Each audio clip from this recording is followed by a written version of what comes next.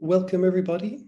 Welcome to this webinar on Buddhist nationalisms in Southeast Asia, implications for plural societies. My name is Rafal Stepien, and I will be your host today. I am the Assistant Professor in Comparative Religion here in the S. Rajaratnam School of International Studies at Nanyang Technological University in Singapore, which is hosting this event. Now, I will introduce our speakers in just a moment, but allow me first just to outline the structure of today's webinar.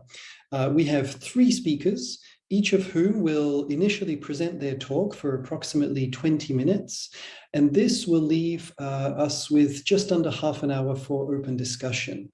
I would ask that you please leave your cameras off so as not to overload the system, and of course, microphones should be muted throughout.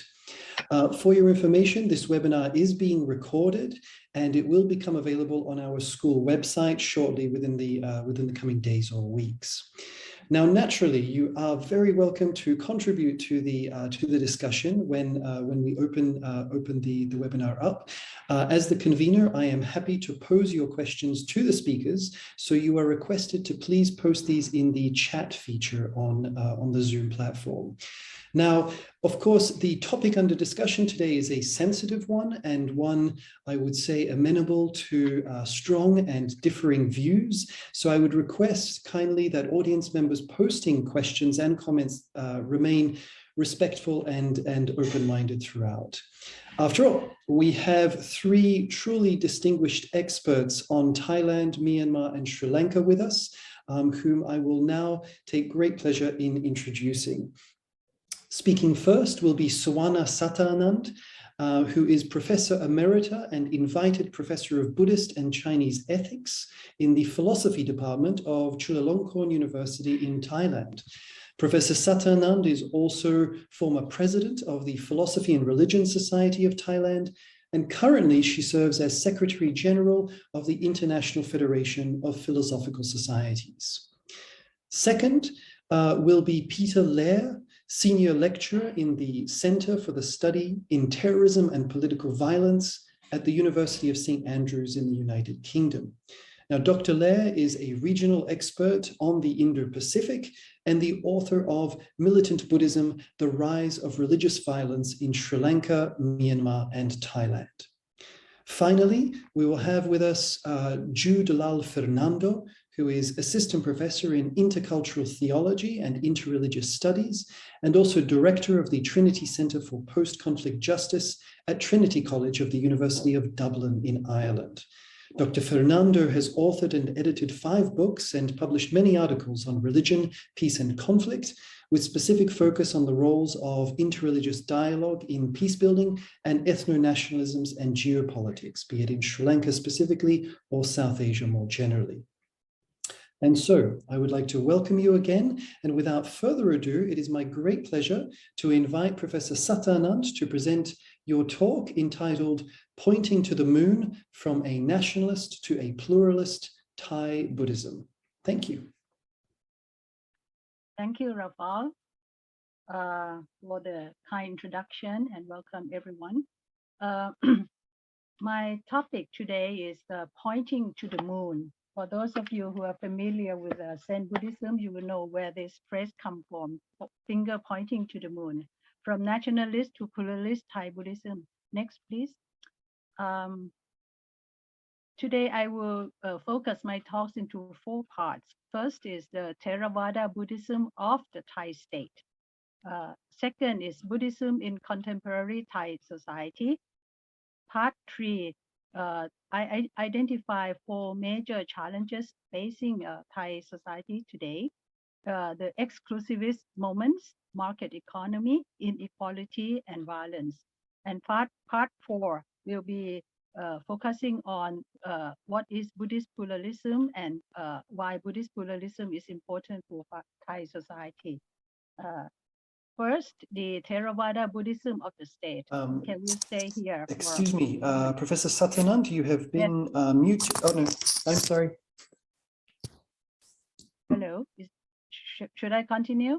Yes, you can continue. My mistake. I'm so sorry. Okay.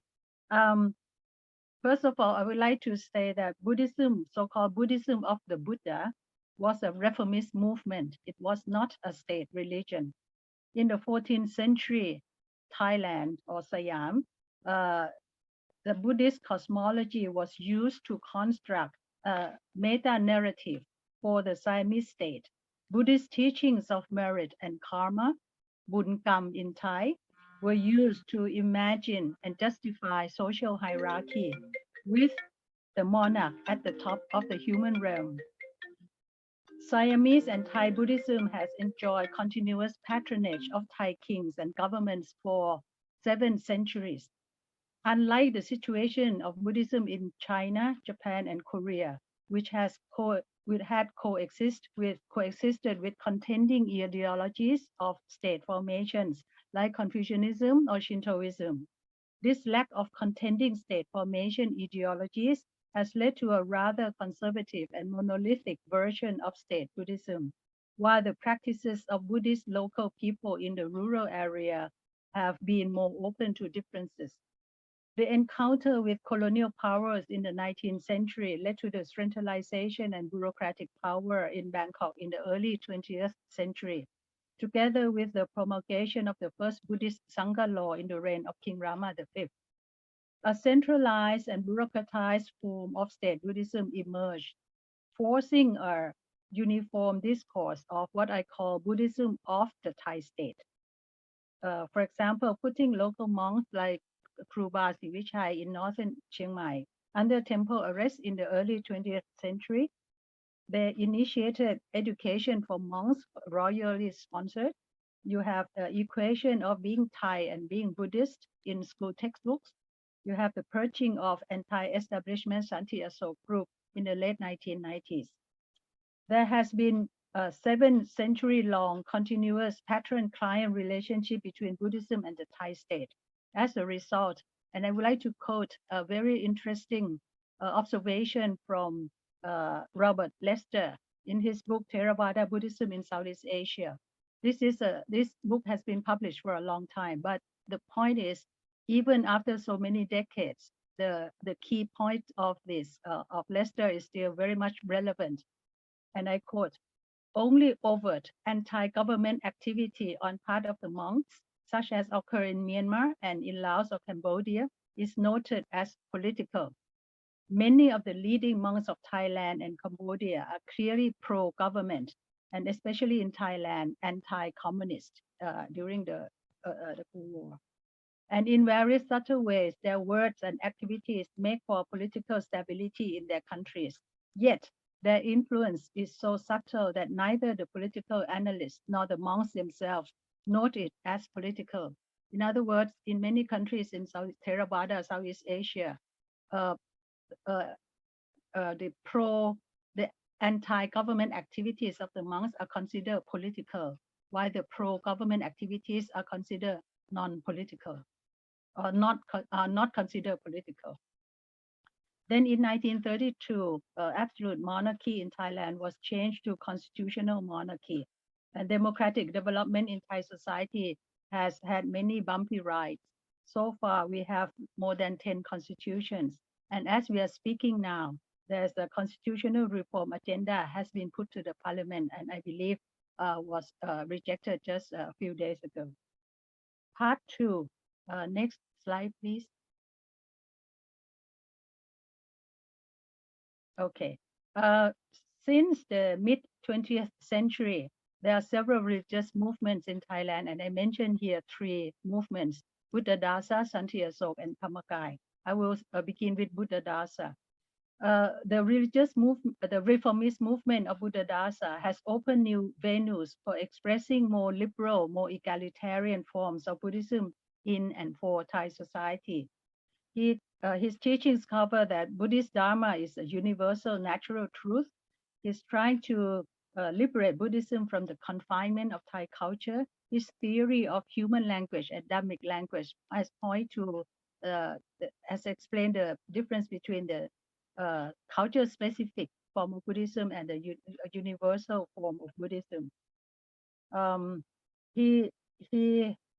Buddha Dasa also questioned hierarchical Buddhism through reinterpretation of karma as moral actions here and now in this life.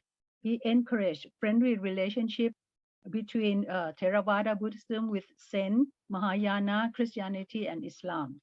This has resulted in more possibility for pluralist Buddhism in Thailand. Other forms of Buddhism in or reformist Buddhism, that is the Santiaso, which I call Buddha Dasa's movement liberal alternative, and the second one is Santiaso. I use the term radical challenge, and then the Dhammakai can be characterized as capitalist transformation of Buddhism. We also have proliferation of laity Buddhist practices like Kuan Yin worship, Satien, Thammasathan, China Banchon, Chan group, Machi Sri Grunchai meditation program, Koenga meditation program, which are Pani spiritual Buddhism, just to name a few. Next, please.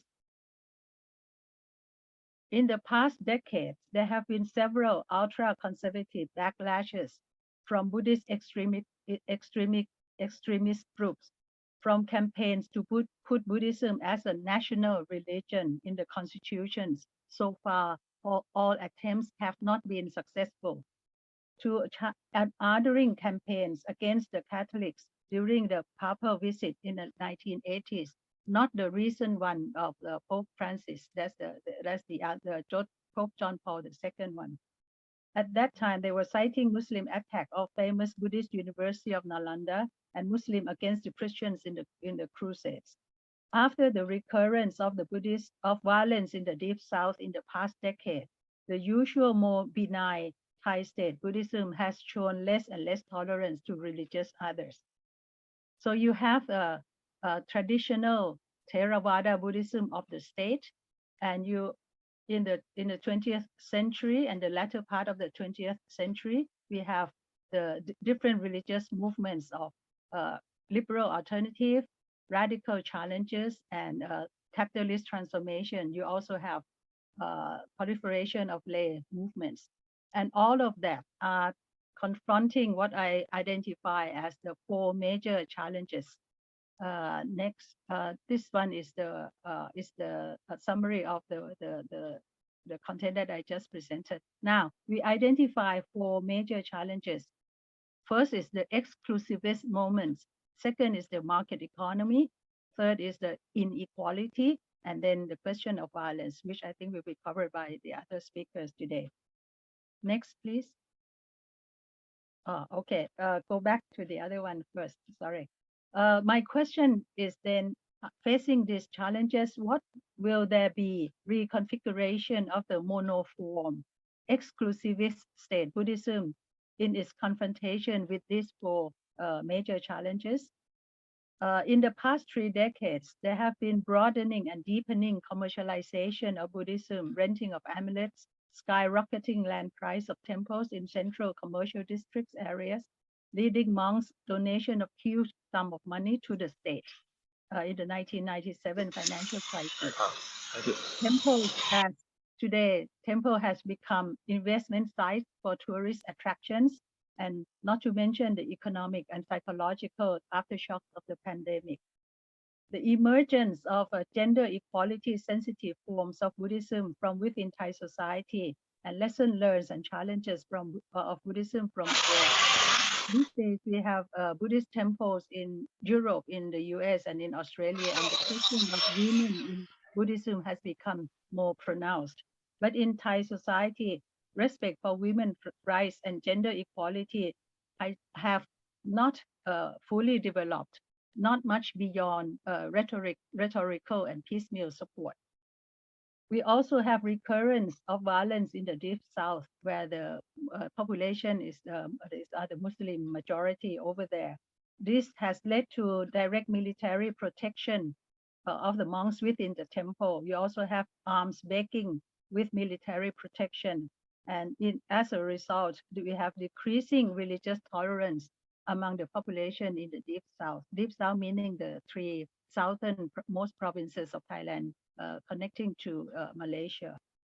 According to former Prime Minister Kun Anant Panyarachun, Thailand has not encountered any serious external threats for several decades. And he gave this interview just a few days ago. The implication seems to be that the most persistent threats come from social inequality and internal political polarization between the red and the yellow shirts before, and now it seems to be more between the younger and the older generations on questions of traditional institutions. Next, part 4. Okay, now I would like to address this two questions. What is Buddhist pluralism? And second, why Buddhist pluralism for Thai society today? Buddhist pluralism is a question originated in the field of philosophy of religion. A lot of you might have heard of John Hick, and he proposed to understand the religious claim to ultimate truth as implying 3 positions. First is the exclusivist, that is, only my religion has access to the truth. The inclusivist position, all religions have access to the truth, but my religion is the most direct path. And then the third one is the pluralist position, that is, all religions have equal access to the truth. The exclusivist claims imply, I think,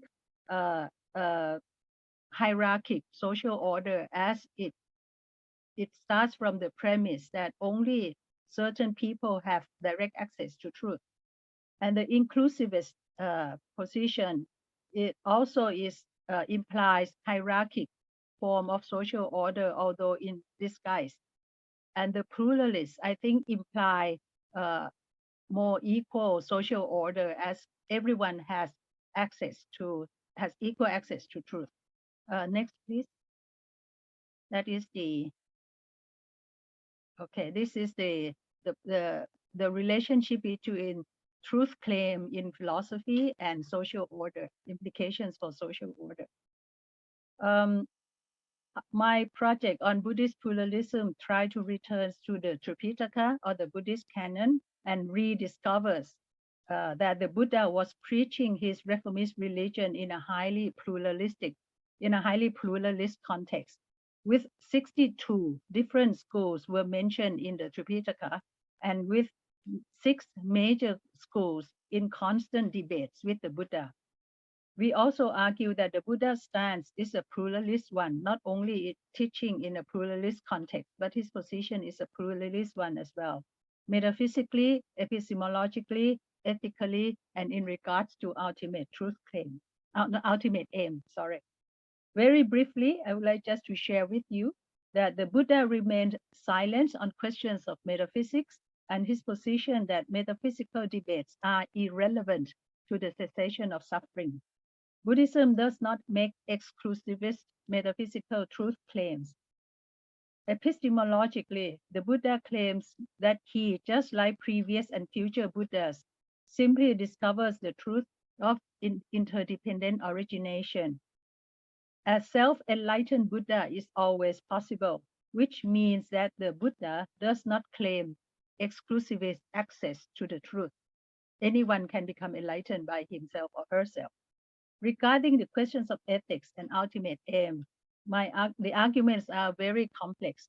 I'll leave it for another occasion. I would just like to propose to you that in the canonical context of when the Buddha was teaching his reformist religion, the context was very pluralist, and the Buddha also position is also a pluralist one, metaphysically, epistemologically, ethically, and in regards to ultimate aim. Then the next question is why Buddhist pluralism for Thai society. The monolithic, conservative, and exclusivist form of Theravada Thai state Buddhism needs reinvention. Given the 4 major challenges briefly outlined, it needs to better address the question of equality and diversity. The most important point is that more recognition is needed to understand that the path of the Buddha himself was originally pluralist. And the aspect, that pluralist aspect, has been eclipsed through the ages with complex geopolitical and historical factors which have shaped the contours of state formations in Southeast Asia in the past centuries. In terms of equality, Buddhist scholars agree that the religion of the Buddha was a reformist attempt to argue that karma is an individual moral action, which is crucial for the moral life of a person and the society. It is not a caste system. The caste system is an exclusivist system which dictates the fates of a person morally, socially, politically, and spiritually. Karma for the Buddha was a principle of equality. In terms of diversity, the Buddha argues for one ultimate aim of life, namely nirvana and cessation of suffering. But he does not demand a faith first, but he is more open to investigate and try any truth claims for yourself.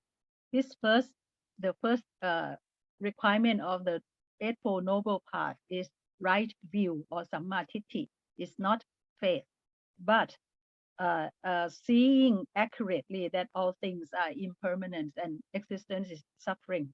A personal verification is required. Diversity is not suppressed, but accepted and needs to be challenged by personal investigation. In Theravada Thai state Buddhism, it seems that these two key principles of equality and diversity have been eclipsed and need to be highlighted again for a more healthy Thai society in this century. First, the question of diversity or plurality needs to be readdressed. The term Theravada means teaching or words of the elders.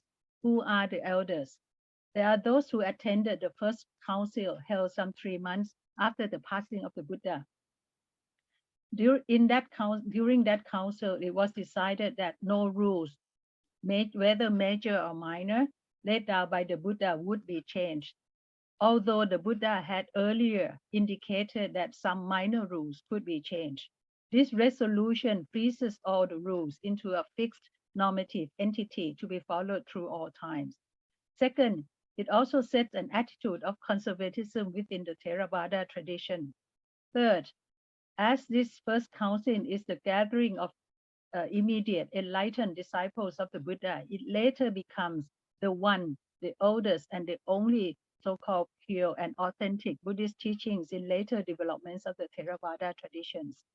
Fourth, with political conflicts in Sri Lanka several centuries later, the aura of authentic authority evolved into a kind of exclusivist position with regards to other Buddhist schools. Only Theravada is the pure, authentic, original teaching of the Buddha, for example.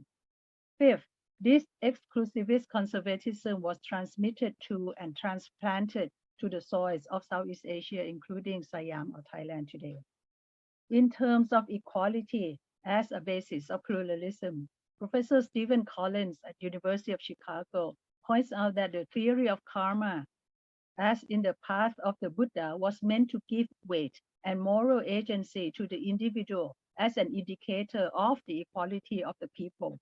But the Buddhist Theravada traditions, as transplanted in Southeast Asia, has actually transformed into a religious culture which supports and justifies social hierarchy, and social hierarchy nurtures a sense of inequality. Let me give you a well-developed image of social hierarchy articulated in Buddhist terms. Next, please. Okay, this is a famous Temple of Dawn on the Chao Phraya River, the other side of Bangkok. This Buddhist stupa is conveyed as the replica of social hierarchy in Thai society by a leading cultural anthropologist, Sathien Koset Nakaprateep. Those who knows Thailand would know this name. In this image, I cannot give you the detailed description of how each one of us who represent the different layers of the stupa in a hierarchic order. It is a long passage. We can leave it later. But I would like to convey to you that in this image is the sense of being stable as a whole together if and when the different parts coexist and cooperate as a unified whole. In this imagination, hierarchic coexistence is the only possible formation of unity. We can be unified. We can have unity only in this hierarchical form. Buddhism in this imagination is both the medium and the message of social hierarchy for a strong and prosperous Thai society. This image is the clearest, most well-known articulation of the role of Buddhism as a nationalist meta-narrative of a hierarchic social order. Buddhist pluralism, on the other hand, tries to re-articulate the Buddhism of plurality and equality of the Buddha. We believe that a deep and friendly conversation with Buddhist pluralism would be a healthy platform for a new concoction of Thai national identity, and perhaps give rise to a pluralist Thai Buddhist identity in the place of the current conservative, monolithic, nationalist version.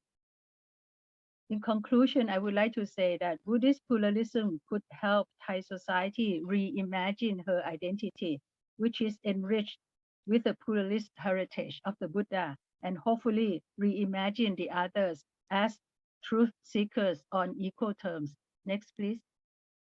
And the last slide is, in the words of the Buddha, a wise, learned man should not claim that one's only beliefs are true, while all of others are false. Thank you for your attention. Oh, thank you very much, Dr. Satanand. In that case, I will proceed to call upon Dr. Lair to present your talk, which is entitled Buddhism is Not a Suicidal Utopianism, Exploring the Liminal Spaces Between Nonviolent and Violent Buddhist Extremism in Myanmar. Thank you. All right, good afternoon, everyone. I hope you can see my screen. Is that the case, Rafael? That's grand. It didn't work at the beginning. For me, it's only 8:30 in the morning, and I'm not an early riser, whatever I am. So I think let's start with some positionality, since that's a thing nowadays, because that's what I am and what I do informs, of course, my research. First of all, I'm a political scientist or political sociologist, which means I'm not a Buddhologist. I'm not really that good in scripture, I must say. So there might be some pushback from the monks in the crowd, in the audience, and that's perfectly fine. Secondly, as regards my own personal beliefs, I think it's also important because that informs the interviews that I'm having with Sinhalese monks, with Burmese monks, also with Thai monks. I'm a lapsed Catholic, so to speak, moving out of Catholicism, and so it's easy to get the boy out of Catholicism, as the saying goes, but it's difficult to get Catholicism out of the boy. And I'm veering towards Theravada Buddhism. I'm spending lots of quality time in Thailand, in temples, as a pakao, as a lay follower, following the precepts. Why is it important? Well, you see, when I'm doing interviews in Sri Lanka, and the people know for some reason, because some PhD students of mine were Sinhalese, that I'm a lapsed Catholic. So it's normally a response, oh, it's not about your Catholics, it's about the Muslims, it's about the Hindus, it's about evangelicals, but it's not about you. While when I do interviews in Burma or in Thailand, they know that I'm a Buddhist. Basically, I'm dressed in white and all that stuff, which means quite a lot of monks are not answering my question, but they're teaching me. And quite often I hear also the response, if you meditate more, the answer will come automatically to you. But to tell that to the editors of my book, there's a certain timeline, and I can't wait until enlightenment hits me at some time, or maybe next life, I'm not really sure. Right, now to my talk, Buddhism is not a suicidal utopianism. That was a response I got from a Burmese lay follower after an article that I published in The Conversation. And I thought that's a really great topic to talk about today. Take a look basically how this non-violence for which Buddhism is famous, not only Theravada Buddhism, Mahayana and Vajrayana as well, how does that actually change into the use and the condonement of violence, and especially what kind of role do the monks play here? And that's what I'm talking about today. Allow me a little bit of self-promotion. That's basically a lot of stuff that I got out of my book. Basically 4 questions that I want to explore today. First, violent Buddhism, is that a thing? That's a question I've heard quite often, especially in the West. Second, under which conditions does non-violence give way to violence?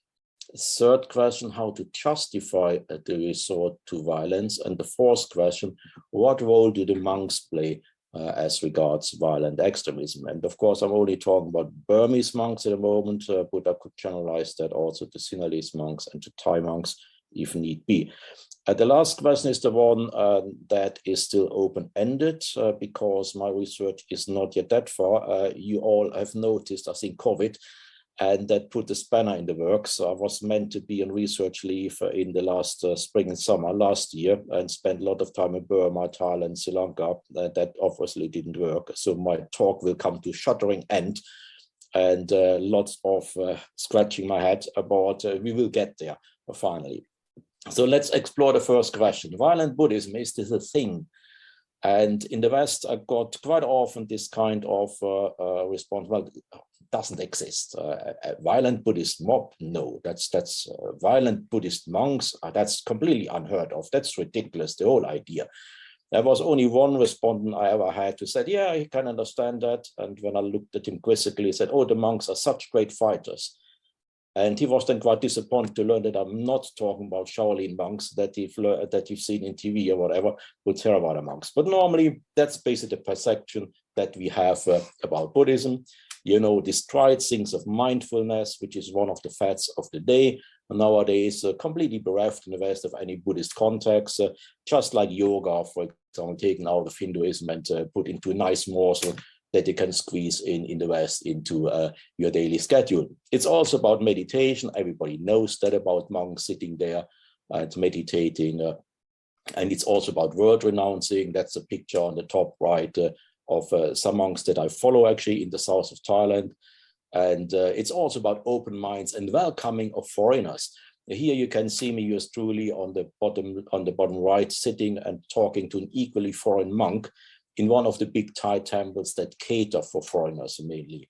And that's basically the experience that I have about Buddhism. Very open, very friendly, and also environmentally engaged. That's quite important in times of climate change. Here you see some monks ordaining a tree to protect it from being cut down. And it's also socially engaged, and that's actually moving towards the topic. You know the picture here from the Saffron Revolution in 2007, where monks took to the streets to protect the civilians, the Burmese civilians who were protesting against the sudden price hike in oil, in fuel gas, and protect them against the ham-handed reaction of the government forces and pro-government militias like the Masters of Violence and all that. You know how it ended. The protest, however, was very peaceful. It was, however, also coercive. You know that the monks overturned their rice bowls to basically deny government officials and pro-government militias the possibility to donate something, to make good deeds, tambun as it's called in Thailand. So that was at least a coercive tactic. Hence, I would call it non-violent extremism in a kind of a Gandhian sense. But in the end, basically, this is what you expect from monks if they are socially active. And you know, there are many monks who would actually refrain from being involved in any kind of politics because not the purpose of being a monk. But whether this is the right course of action, I leave to the monks themselves to decide. That's not for me. So in the end, basically, the gist of it, Buddhism is supposed to be peaceful and non-violent. I think the picture shows that, and that's my kuti, my hut in one of the Thai temples in the south of Thailand. Very quiet, although I must say the first thing I've learned is, as a Westerner, temples are not oases of tranquility. Lots of people come and go all the time.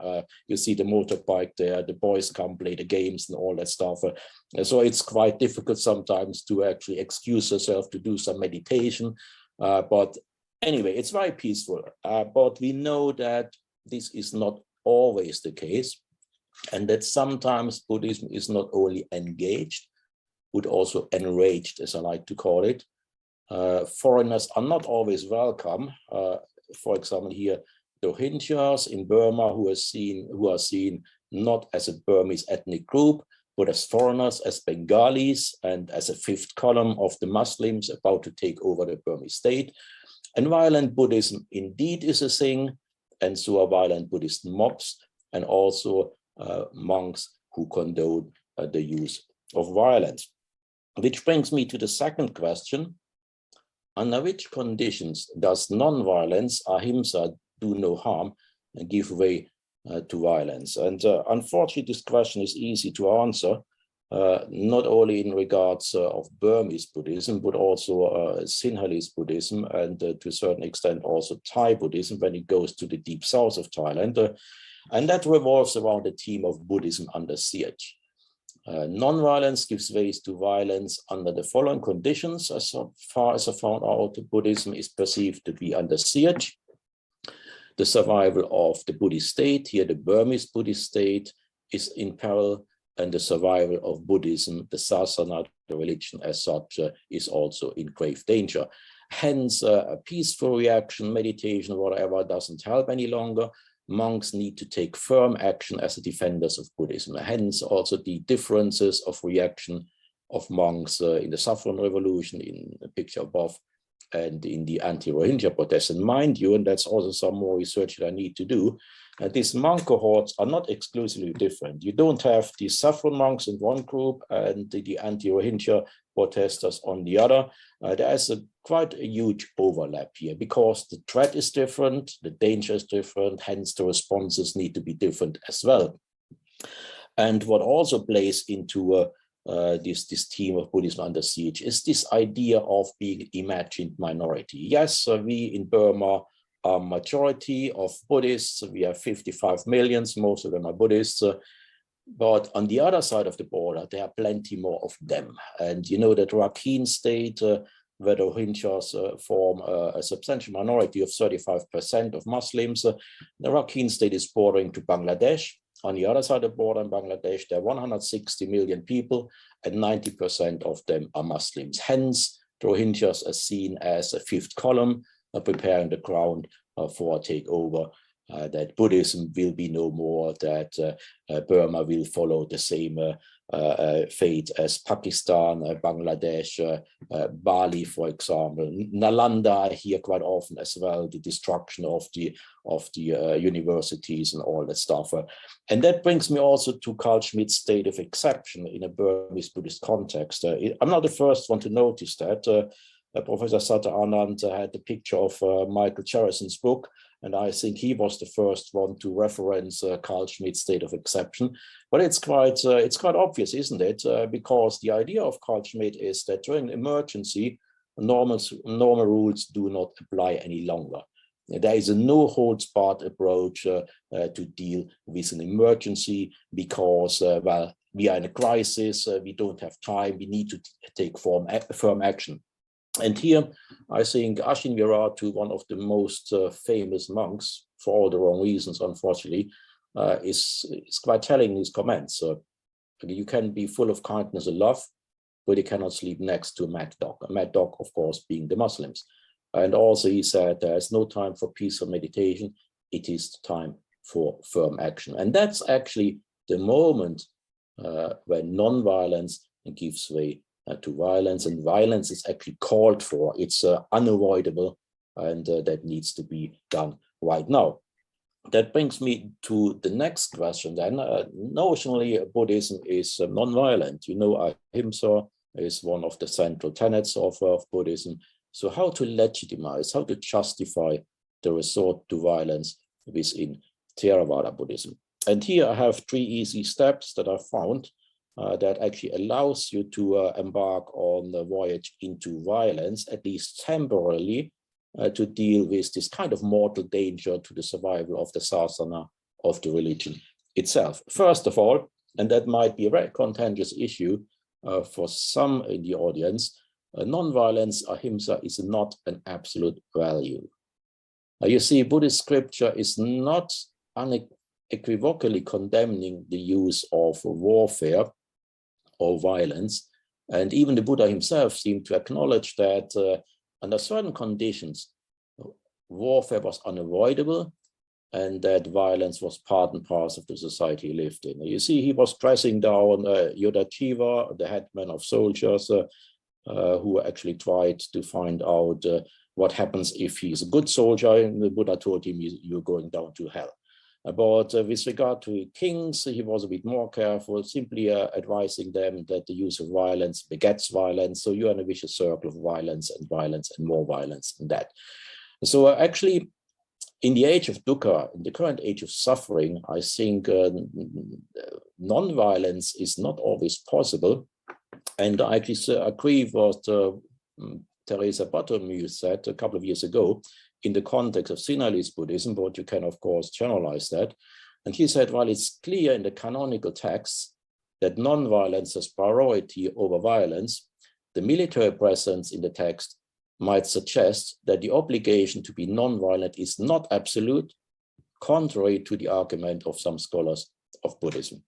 And I also agree with Halise, one of the foremost scholars as regards Buddhist ethics, who said that non-violence should not be seen as an absolute value, but as a prima facie duty, defined here as a duty that it's obligatory unless it's overridden or trumped by another duty. And the defense of the religion as such is such an overriding duty. And that brings me to the second step.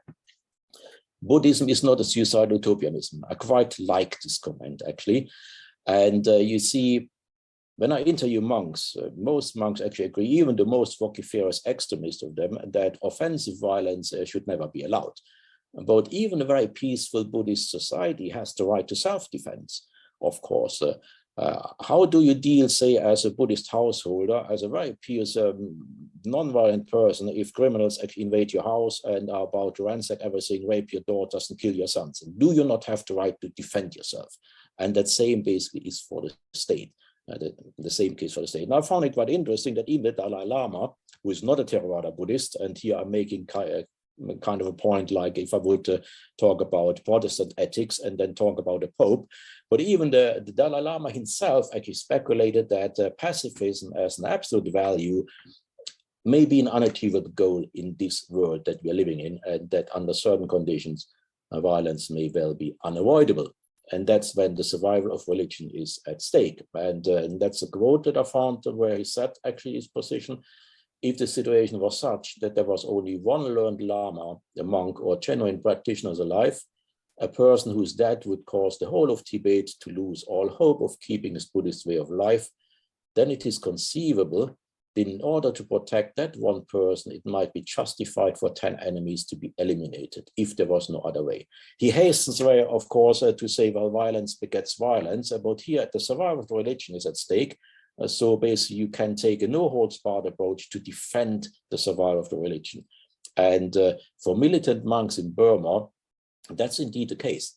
Buddhism is under siege by implacable enemies, and these are the Muslims. Rohingya Muslims in particular, but also the Muslims in general. And here I have some quotes again from Ashin Yoratu, talking here to a Western audience. The messages he has to his Buddhist Burmese followers are a bit more open and more stridently anti-Muslim, but here these are good enough. You know the article from Hannah Beach and Hodal, but let me just read them out. Muslims are breeding so fast and they are stealing our women, raping them. They would like to occupy our country, but I won't let them. We must keep Myanmar Buddhist.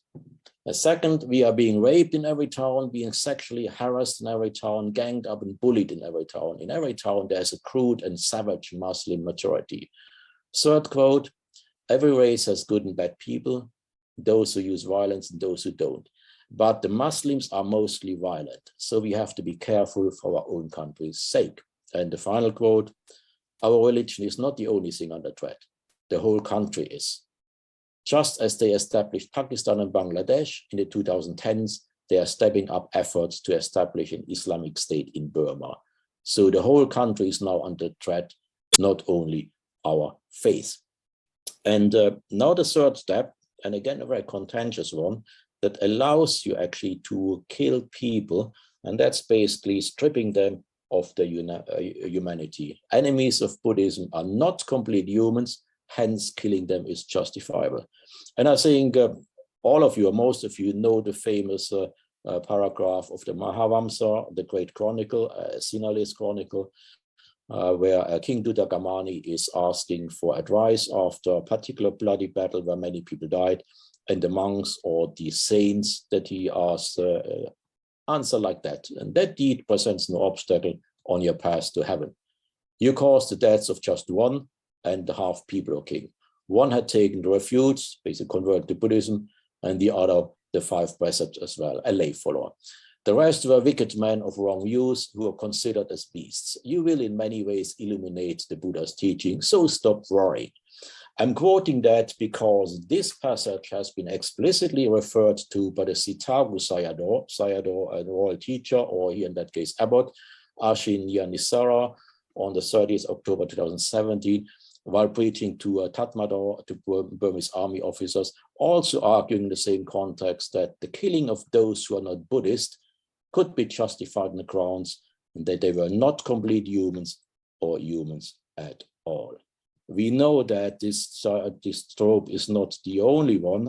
In the Thai context, I remember Prakiti Vuto talking the same basically about communists, who should be killed, and it's very not demeritorious if you do so. And I found also the opinion that, well, if you kill them, it's actually an act of compassionate killing, because when they get reborn, maybe they get reborn in a Buddhist country, which means they're one step nearer to Nibbana. To Nirvana, so it's all good for them. It's quite interesting because Sitagu Sayadaw is in the West normally known for his attempts to support interfaith dialogue. So why he was talking to this audience is quite interesting, and I hope next time I'm there, I'll find out. That brings me to the final question here. What role do the monks play as regards violent extremism, as opposed to non-violent forms of protest? Now, you know that there is a very formidable obstacle for the monks when it comes to preaching violence, and that is the code of monastic discipline, Bhikkhu Patimokkha, and that says that intentional killing of humans by monks or encouraged by monks is one of the 4 disrobing offenses, parachikas, which result in an automatic expulsion from the monkhood. Hence, compared to the preachers of hate in Abrahamic religions, Judaism, Christianity, and Islam, militant monks need to perform a tightrope walk. They need to frame their sermons in a way that their followers understand without themselves overstepping the rules. And here I'm playing around with my former director's Alex Schmidt's concept of not violence, plugged between non-violence, which is basically the absence of physical violence, and violence as the use of physical violence. Yes, violence is a difficult thing, but let's talk about physical violence. And here, not violence is in between. It's not us violent. It is the others who do that. We are basically outsourcing violence. And he sees that basically as pragmatic, opportunistic, context-specific, and temporary, while non-violence is principled and absolute. I find it quite interesting. And since I'm a scholar in terrorism studies, I think the idea of stochastic violence is far more appropriate here. Stochastic violence, defined as the use of mass communications to steer up random lone wolves to carry out violent or terrorist acts that are statistically predictable but individually unpredictable. So they're talking using basically their sermons of hate, their attacks against Muslims as fire starters in the assumptions, and I think in the sure knowledge that their followers know exactly what they mean, and basically by that way indirectly condoning violence, although they themselves are not violent. And that's basically the cutting edge of my own research. Here again, me in the temple. And that is basically the question: how do we move away from simply postulating a link between preachers of hate, Buddhist preachers of hate here, and their followers? And how do we convincingly link the preachers of hate, war monks or warmongers, as some of them would call them, who themselves are not violent, to those incited by their sermons to commit acts of political violence? And here I think the best way to do that, and that's what I'm doing right now, I mean, not in the moment, but in the coming weeks, fusing the Copenhagen School's securitization theory, the speech act, with discourse analysis. So there's a lot of stuff being out there in social media nowadays, and that is also a problem, that what happens very locally is transmitted to far corners of Burma within hours via WeContact, via lots of different social media which is a problem as well. That's where I'm at the moment, courtesy of COVID-19. I should be much further. If COVID wouldn't have happened, it would be a great thing. And then I would have done that research already. But maybe next year that I will be back to Thailand, to Burma and Sri Lanka. We will see. And that's my final flaunting of my own book. It will come out in Bahasa Indonesia in January, to my great surprise. So with that, I rest my case. I'm looking forward to your questions, and I do expect some pushback from some parts of the audience. Thanks for listening for me. There is my used literature. I'm happy to send you my PowerPoint slides if you like to have them. And with that, okay, back over to you again, Rafael. Thank you so much, Dr. Lehr, for that presentation. In that case, we'll move on to our final speaker. So now I would like to ask Dr. Fernando to present your talk, which is entitled Dhamma versus Sinhala Buddhist Nationalism. Can the Sri Lankan state be secular and pluralist? Over to you. Thank you. Thank you very much, Rafael and the technical team, for all your effort in putting together this webinar. Let me share some thoughts under 3 sections. The first one is the understanding of Dhamma and its socio-political implications as found in the preachings and the suttas of the Sakyamuni Buddha.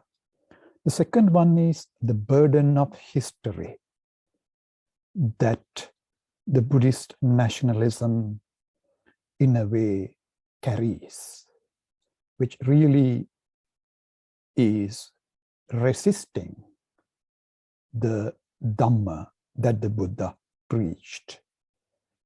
The third point is, what does it mean by secular and pluralist in our modern age? And what is its relationship with the Dhamma and its socio-political implications? Now, to begin with, the Dhamma that the Sakyamuni Buddha preached is both a resistance to the Brahminical domination and the emerging hierarchical monarchies of his time, and a great vision for a greedless society that can create or that can transform a polity which is more benevolent, and I'm using a modern term, more people-friendly, eco-friendly. In fact, the whole Four Noble Truths and the Eightfold Path very clearly is meant to form a greedless person, but this greedless person cannot be formed without creating a greedless community. And that community was formed as the Sangha, which did not have individual ownership. And it is the individual greed that generates suffering and prolong the cycle of samsara. So the realization that we as individuals do not exist as selves, individual selves, but we are interrelated, highlights the need to overcome the greed and ignorance, and then form a greedless society that in a way creates the path to Nibbana or Nirvana. Now, it is through formation of this greedless community called Sangha that the society gets an orientation, and the polity or the state gets an orientation to be where they should be as a human community. Now, there was in this way a critical or a symbiotic relationship between the Sangha and the broader society and the polity, not an essential relationship. Now, when Buddha Dhamma was preached by Mahinda Thero in the 3rd century before the Common Era to the island of Lanka, the Thero seems to have met, according to the legend, the king of a particular domain. Now, I am using this word domain quite consciously because there were many ruling domains in the island of Lanka, not one single unitary domain as it exists today. And the first preaching of the Thero was to lay down the hunting arrow that the king was aiming at a deer. And the legend really embodies the implication that the Dhamma, in a way, gives, that is Ahimsa and compassion towards all sentient beings. Now, the second point is with regard to the burden of history that the singular Buddhist nationalism carries. Now, in Mahaparinibbana Sutta, the word Dhammadipa is used in Pali in this fashion. Whoever has Dhamma, the emphasis is on whoever, has the guiding light. It doesn't matter one's caste, it doesn't matter one's language, it doesn't matter one's caste. Whoever has Dhamma has a guiding light. That was what was meant by Dhammadipa. Now, this is the canonical meaning of Dhammadipa. But the post-canonical Pali text, Mahavamsa, which was written originally in Pali, in fact, due to dynastic invasions that the Theravada Buddhist Sangha experienced, in a way, projected the word Dhammadipa in a more territorial sense. Now, the word deepa can be used in two ways. One is light, the other one is island. So, the second meaning, according to the post-canonical Pali text Mahavamsa, which is really profiling of the dynastic sponsorship of one school of Buddhism, that is the Theravada, that is Theravada Buddhism, presents the island as having Dhamma, the light of Dhamma. Now we can see even in this meaning of the island as Dhamma, it was, yes, territorialized to some extent, but it was not referred to the entire island in a political sense, but in a geographical sense. Secondly, it was not ethnicized. It was not in a way based on linguistic groups, because there were many, many Tamil Buddhist monks and monks who belong to other South Indian linguistic groups. Now, it is true that there has been in the text of Mahavamsa something that resonates with singular Buddhist consciousness. But this singular Buddhist consciousness, as the specialists in history tell us, is a reflection of the trauma that the school went through due to dynastic invasions. It was not ethnic, racial, national invasions. They were dynastic invasions. But this consciousness was not really all-encompassing, including every sector of the society. This consciousness was there in a rudimentary form, mainly among the literati Sangha.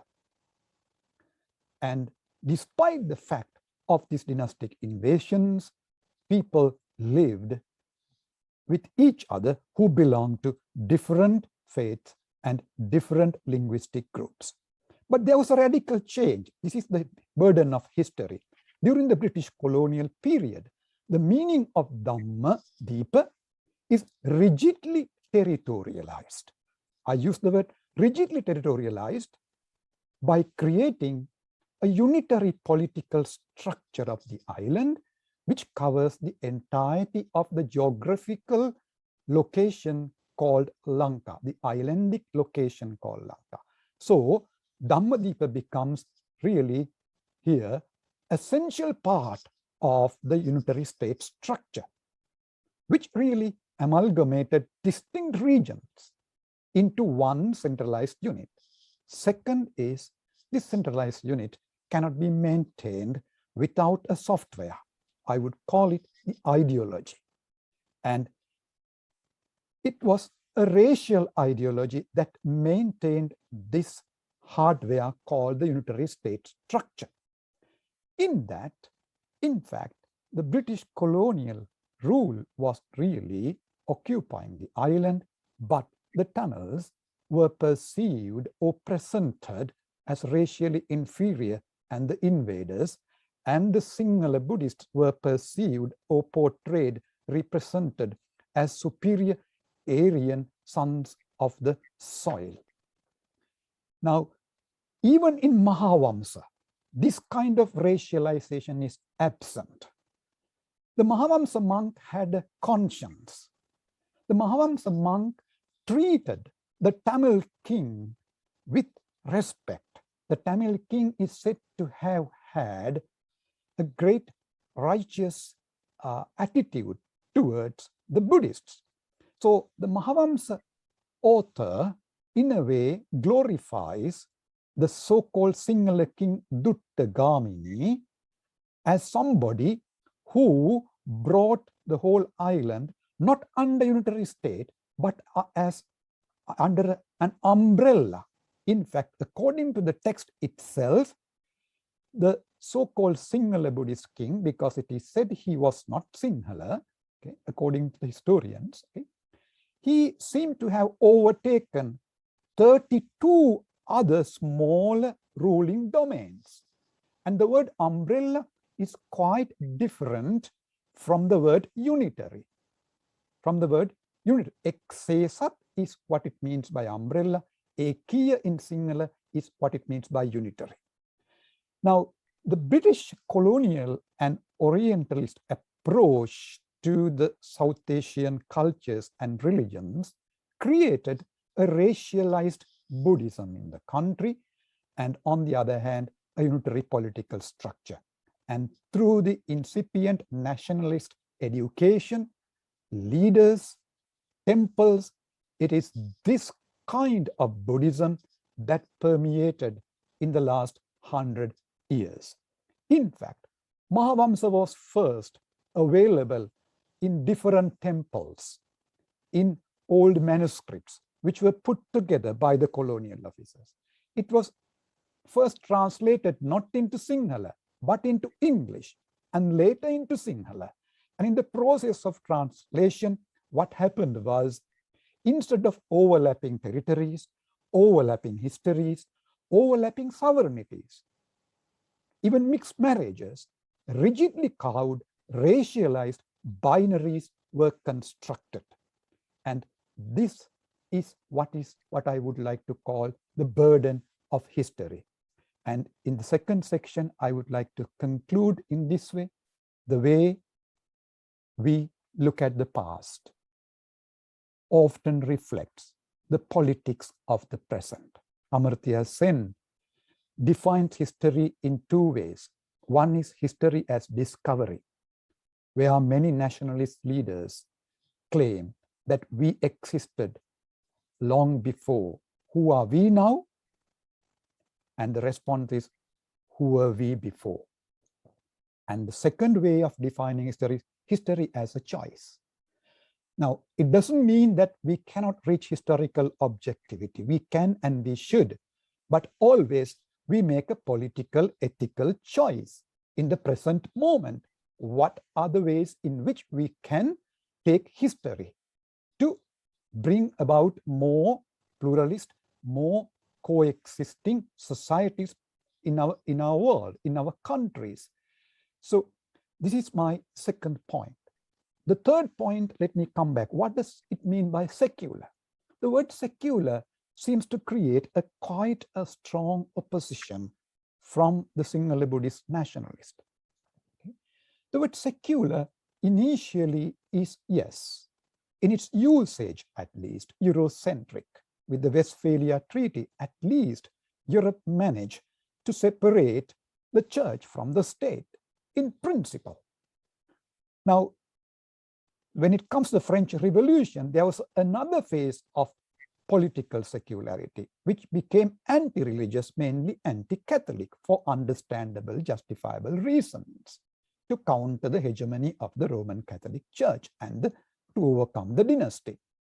But when we come to India, what we find in the Gandhian Ambedkar movements is a different kind of secularity. Secularity which really promotes the best in every religious tradition. So Indian secularity is quite distinct from the way in which the French secularity has been upheld. And Indian secularity, in a way, is pluralist. It's not really anti-religious, but adopts an equidistant approach to every religion, at least constitutionally, which has come under huge threat under the Hindutva ideology today. Now, when it comes to Buddhism, let me connect here. What does secular mean in a Buddhist sense? Now, even in the Buddhist sense, we know very well, Buddhism as a Dhamma does not rely on an absolute deity or God, like in the theistic traditions, Judaism, Islam, and Christianity. Buddhism relies on clarification of human consciousness and the realization of interconnectedness, okay, whereby a greedless society can be formed. And in that sense, Buddhism is non-theistic. It's not atheistic, as some Western Orientalist scholars wanted to portray. It is not atheist, it's non-theistic. Non-theistic Buddhism, including Neo-Vedanta Hinduism and Jainism and Taoism, do not, in a way, yes, uphold a deity as the center of reference, but human consciousness. At the same time, Buddhism specifically has a sense of this worldly sacredness. This worldly sacredness. What do I mean by that? Because of the interconnectedness of reality, every sentient human being, human and non-human, every sentient being, human and non-human, are in a way sacred, precious. That's point one. Secondly, Buddhism in Asia is different from Western Buddhism. It has embraced the pre-existing cosmic indigenous religiosities, which give a sense of sacredness to the earth, to the mountain, to the waters. In an age of ecological degradation, climate change is extremely important. And that, in a way, captures the core of Buddhism. And then, what is Western secularity? Yes, I mentioned it as a politically positive aspect to separate the church or any religion from the state. But this secularity is also connected to secularism in the West, which is based on materialism and consumerism, and also with exploitation of men and super exploitation of women. So Western secularity has a positive aspect, but secularism as an ideology is a materialistic ideology, which really instrumentalizes human beings and desecrates the earth. On the other hand, Buddhism as a Dhamma upholds sense of sacredness of the earth and human beings, whoever they are, whoever they are. Now, my conclusion is, in seeking a pluralist society in the island of Lanka, yes, the Western understanding of secular is not going to work. But the Indian understanding of secular, which is quite common to South Asian countries, should work and is workable. On the other hand, the Western understanding of secularism can be countered by the Buddhist understanding of sense of sacredness given to the human beings, whoever they are, and sense of sacredness given to the sentient creatures on earth in resisting consumerism and materialism. But my conclusion is none of these can be done. None of these can be done as long as Buddhism is highly racialized in Sri Lanka. None of these things can be done as long as that the education in Sri Lanka from the primary school level to the tertiary level promote this imagined history, which really in a way gives a wrong view, a miccha ditti about the history and the relationships. In fact, a secular pluralist Lanka is needed not only to respect and appreciate the cultures and religions of the Tamils, Christians, and Muslims, but also to protect Buddhism. Protect Buddhism. What is being destroyed in the name of Buddhism is Dhamma in the island of Sri Lanka. So by discriminating and oppressing the Muslims, the Tamils, what is happening is a destruction of Buddhism itself on the island, in which the first scriptures were written by the Theravada monks. Now, I will share one poem as a way of conclusion to elucidate what I just shared with you. Okay.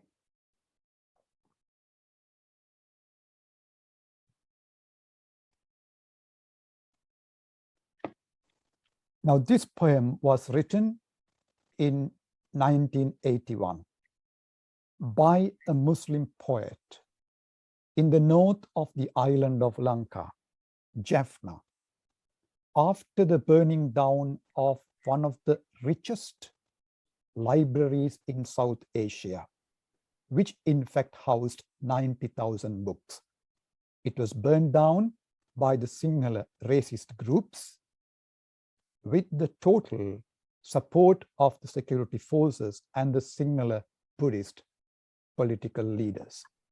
And I'm reading the poem as a way of conclusion. Last night, in my dream, Lord Buddha was shot dead. Government policemen in plain clothes shot him. He lays on the steps of Jaffna Library, soaked in blood. In darkness of the night, the ministers arrived, furious. His name wasn't on our list. So why did you kill him? No, they said. No mistake was made. But if we hadn't killed him, we wouldn't have been able even to kill a fly. Therefore, all right, but get rid of the corpse at once. The ministers said and disappeared. The plainclothes policemen dragged the corpse inside. They covered the Buddha's body with 90,000 books and lit the pyre with Theravada Sutta. Lord Buddha's body turned to ashes. So did the Dhammapada. I repeat one stanza. If we hadn't killed him, we wouldn't have been able to kill even a fly. I add, in this land. So in order to discriminate and oppress the other, you have to first kill the Buddha. And it really happened literally. Amongst the 90,000 books that went in fire, there were very precious manuscripts of Tamil Buddhism. Tamil Buddhism. Thank you very much. Thank you very much to Dr. Fernando, and indeed to all three of our speakers. I would invite all three of you to please, yes, turn your cameras on, which you have. And so we are opening the webinar up now to open discussion and questions. I would just like to remind everyone who is participating that this webinar is being recorded, and so I noticed there were some questions about whether access will be given. I mentioned at the outset that this webinar is being recorded and will be available on the school website. So we do have one question posted in the chat already, and so I do want to get to that. That ties into foreseeing the future, as it were. But so before we go into that sphere of the future, if I may indulge or abuse my position as convener to kind of momentarily look into the past. We have been looking preponderantly, exclusively, in fact, at developments that are occurring in the present and in the very near past.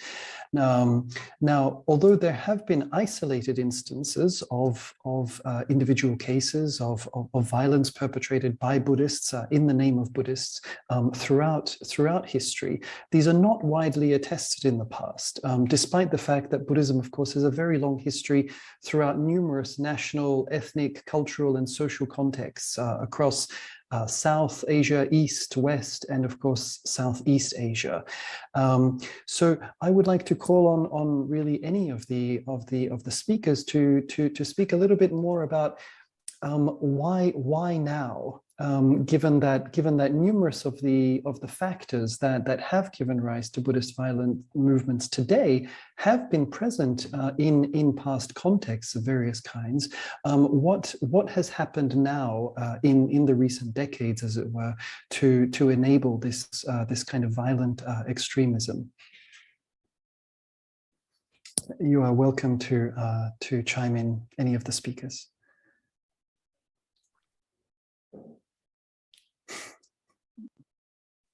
Maybe. Yes, Maybe Professor Satana. I would go first. I believe Peter and Drew would have longer answers. I think you're right in saying that the question of violence in Buddhism is not happening only now. It has happened at certain times in the history. I cannot say for all the Buddhist civilizations of different areas in Asia, but in the case of Thailand, I wrote a paper trying to answer precisely that question. And one of the angles that I would like to share with you is that whenever the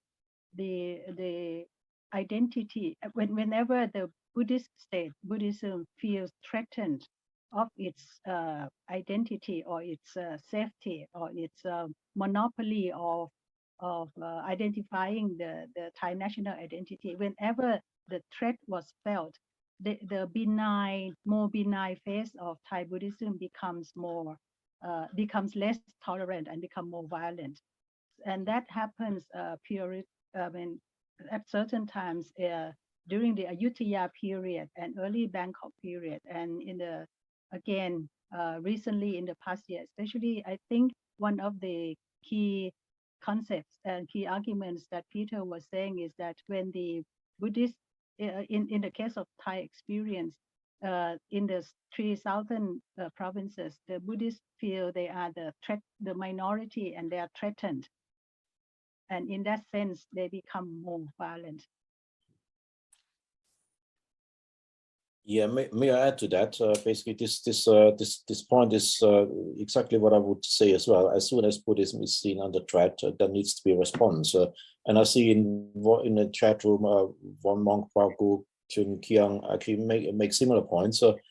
You see, it starts in the time of the Buddha already, that there is a certain acceptance that there is a state system there, which needs to be upheld. You see, we are talking about a monastic community, which actually depends on law and order so that people can go along their daily lives, that they can actually give alms in the morning, that they can sustain the monastic community. So a time of strife is not good for a Buddhist monastic community. In the second moment of Buddhist history, that's when Buddhist empire started, Ashoka onwards and all this stuff, you have a Buddhist polity that you need to protect against incomers. And in the case of the Burmese, they could see that many of the surrounding Buddhist states collapsed under what they saw a merciless Muslim onslaught. Again, I've mentioned basically the burning down of the library at University of Nalanda, whatever, although it's more complicated. And look, Buddhism survived in India after time. I think it's more the Bhakti movement that actually kind of dissolved Buddhism and took it into Hinduism under different guise. But then we have also colonial time, and you see here in Burma, the king is disposed. The king basically as the Chakravartin, the righteous ruler, whatever the king was in reality, he was at least a symbol, and the symbol was gone. And you have quite a lot of quotes from leading monks at that time that basically this is a time of darkness, we are better dead. And so basically it starts with the monks taking on the mantle of leadership around whom the resistance is starting to coalesce, because there's nobody else left nowadays, no armies anymore, no kings anymore. It's just basically the monks basically as the last vestiges, the last embodiments of the system. And you see that basically in the late 1800s, basically that you have the first monks leading the resistance, killing tax, killing British soldiers and all this stuff.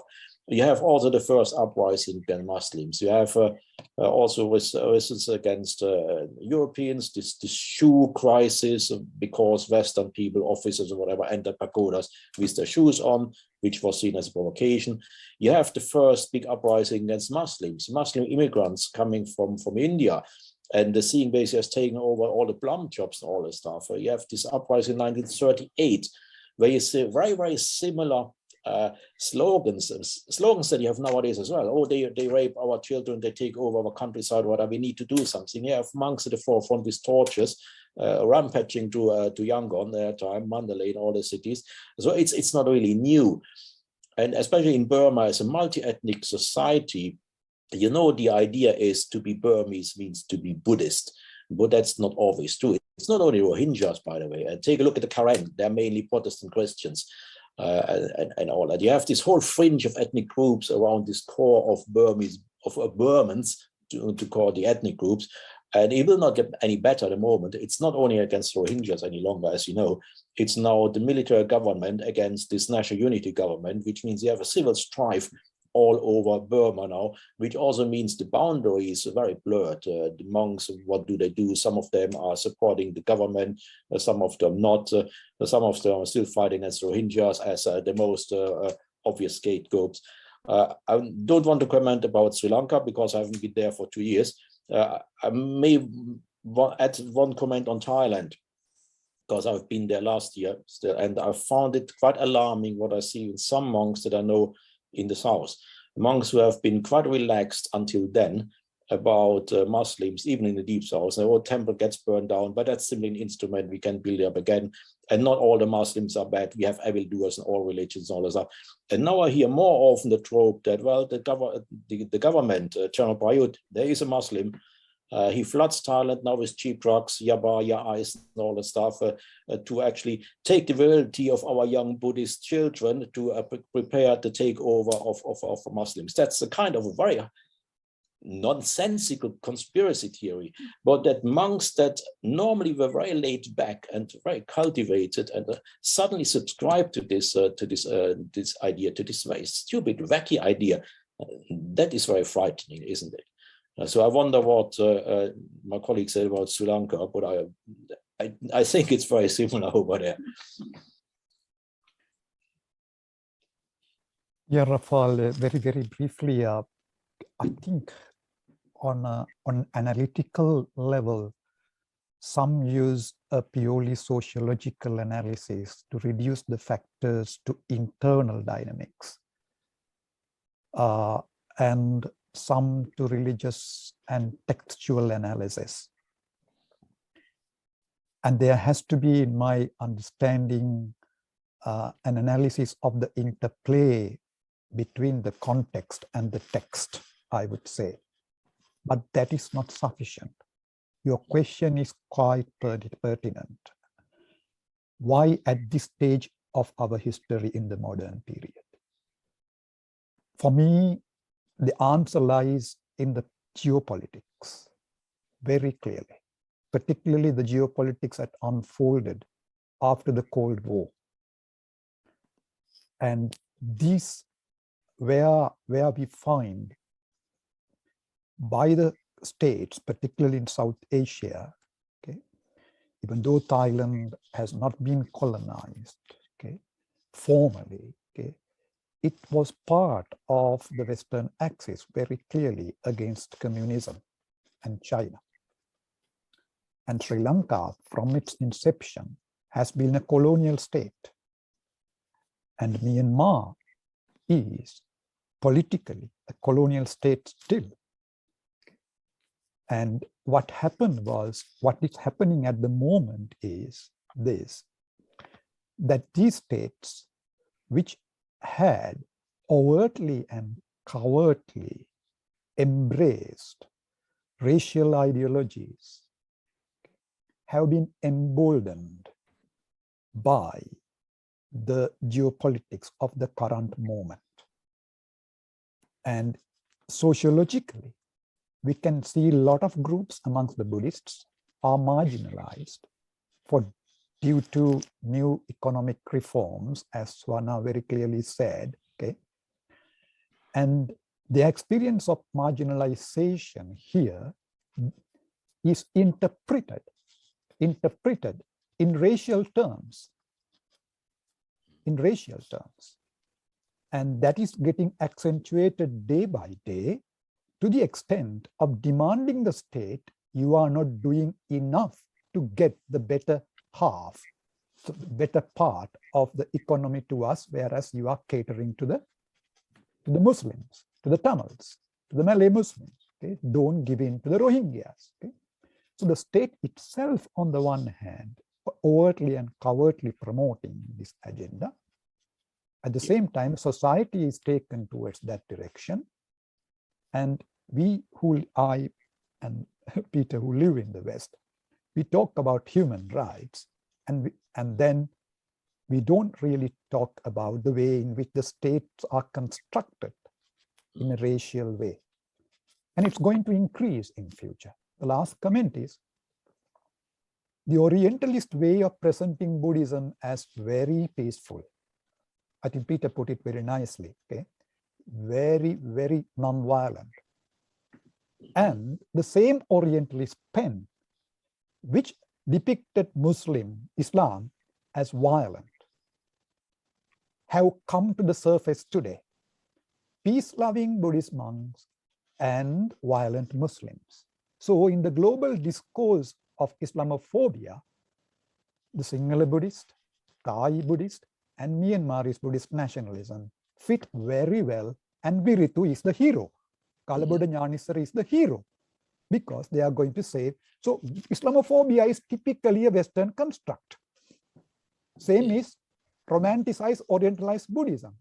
So the challenge for the local Buddhist scholars and the people is to recover it to the world, to their societies. And it means a process of decolonizing Buddhism. Thank you so much. In a way, you have already addressed one of the other questions, which is what can be done, what kind of suggestions can be made to overcome such radicalization. But I wonder if Professor Satyananda and Peter Lair, if you can speak very briefly, just in a minute or two each, about your predictions, and of course Dr. Fernando as well, as to where things are going in the various contexts that you focus on.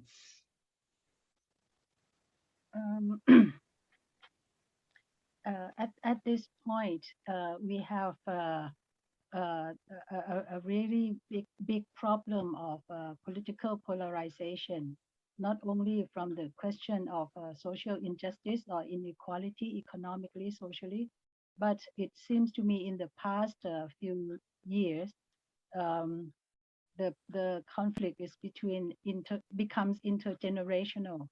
We have the students' movements who are radically questioning traditional institutions, which have been a taboo for the older generation. And those traditional institutions are the monarchy as well as the religion, which have, as I said, have has mutually identified a very symbiotic relationship. So I would think that we need to really bring in a lot of the other elements that have been eclipsed or hidden to look at Buddhism more from the original standpoint, rather than what our friend from Sri Lanka said, burden of history is, you need to overcome that burden of history in order to become more imaginative and more resourceful in clarifying what was the original position of the Buddha as much as we can. I think that's what Buddhist scholars are trying to do. Thank you. Yeah, right. On that basically, I would say, and that of course a very fundamentalist view, typical for Western Buddhists, get the monks out of politics, out of the political arena. Basically, you should be world renowned. So, well, I'm not a monk yet, so it's not for me to say. But you see, the problem is that it's state connivance at the moment, that this ethno-religious Buddhism helps actually very much to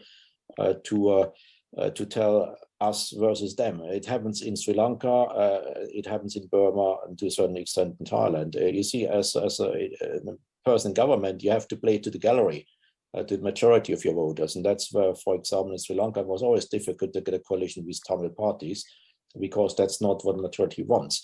And you see also in Sri Lanka, and in Burma, for that matter, how difficult it is for moderate monks to stem the tide.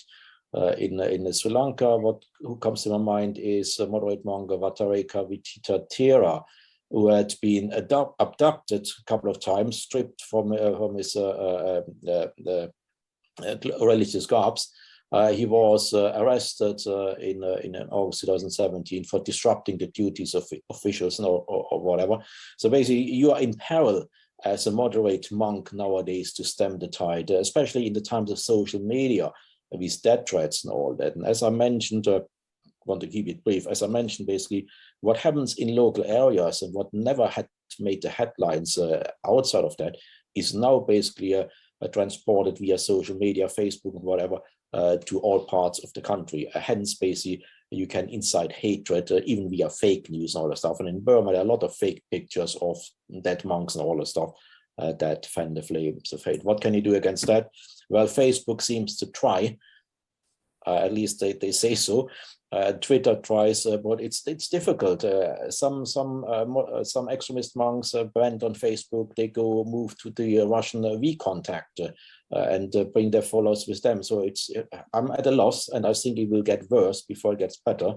For me, as a scholar in political violence, it's interesting to see that even a very peaceful religion like Buddhism can be weaponized and instrumentalized and turned into political instrument. Thank you. And Dr. Fernando, any final comments? Yeah, very briefly, I would like to reiterate the need to read history as a peace strategy, because history is a choice, and that has to be plugged into the education system on practical level, I would say. History as a peace strategy, not as the battleground, okay? Because education matters. The way in which we present our interrelationships matter, while being critical of what happened to each other. That's one. Second point is that we have to identify liminal spaces. I think Peter used this, in between spaces, okay, where open, honest conversations are possible. Okay. And final point is, no one has a singular identity. I'm brown, I'm an Irish citizen, I'm Catholic, but not Roman because I was born in Sri Lanka originally, okay? And I'm heterosexual.